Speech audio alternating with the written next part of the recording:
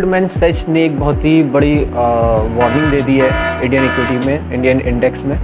अब सिचुएशन इतनी सीरियस हो चुकी है कि गोल्डमैन सैच ने भी इंडिया का डाउनग्रेड कर दिया है।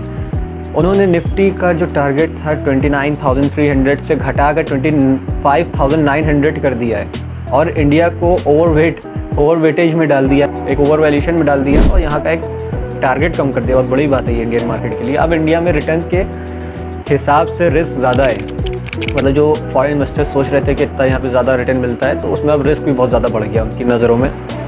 इकनॉमी का मिक्स सिग्नल, अगर इकनॉमी को देखते हैं तो उसकी पिक्चर मिक्स्ड है। पॉजिटिव साइड है, दूसरा नेगेटिव साइड है। पॉजिटिव साइड ये है कि इंडस्ट्रियल प्रोडक्शन 5.2% ग्रो हुआ है।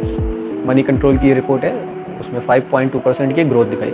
मैन्युफैक्चरिंग 6% के अराउंड एक स्ट्रॉन्ग ग्रोथ दिखाई है। कैपिटल गुड डिमांड उसमें भी बढ़ी है, कैपिटल गुड में भी एक अच्छी ग्रोथ देखी गई है। तो ये थोड़ा मिक्स रहे हैं।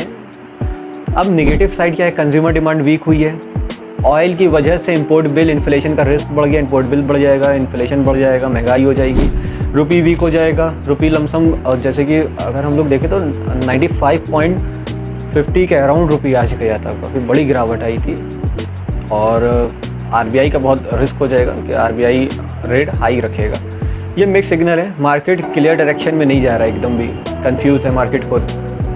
तो मार्केट का अगर फुल स्टोरी हम लोग एक जैसे कि एक मिक्स पूरा समरी समझे तो स्टार्ट में आरबीआई ने सपोर्ट की, अर्निंग की वजह से अच्छी रैली आई, जियोपॉलिटिकल और टैरिफ का प्रेशर की वजह से फिर मार्केट में गिरावट शुरू हो गई। पहले आरबीआई ने एक सपोर्ट किया था क्योंकि एक अच्छे रिटर्न्स आ रहे थे, अर्निंग अच्छी चल रही थी तो सपोर्ट डाला था, लेकिन टैरिफ वैरिफ के चक्कर में वापस गिरावट आ गई। और एंड में ऑयल प्राइस जो इतना ज़्यादा बढ़ गया है, पैनिक सेलिंग होने लगी, तो यहाँ पे जो लेवरेज ले रहे थे उनके ट्रिगर होने लगे पोजीशन, इसलिए एक बड़ा फॉल शुरू हो गया। इसलिए ही इसमें इतना ज़्यादा शार्प आया है, शार्प क्रैश आया है। तो ये भी एक अपने आप में एक रीज़न रहा है काफ़ी बड़ा।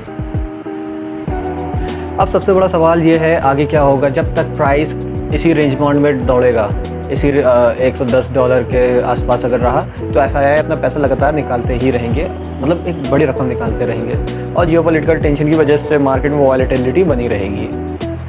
लेकिन लॉन्ग टर्म में इंडिया की ग्रोथ एक अच्छी यहाँ पे एक अच्छा एक ग्रोथ मिल सकती है अगर लॉन्ग टर्म में हम लोग देखें, क्योंकि एक करेक्शन के बाद ही एक अच्छी ग्रोथ मिलती है। अगर आपको ऐसे डीप स्टॉक मार्केट एनालिसिस चाहिए तो इस चैनल को सब्सक्राइब करिए, लाइक करिए, शेयर करिए।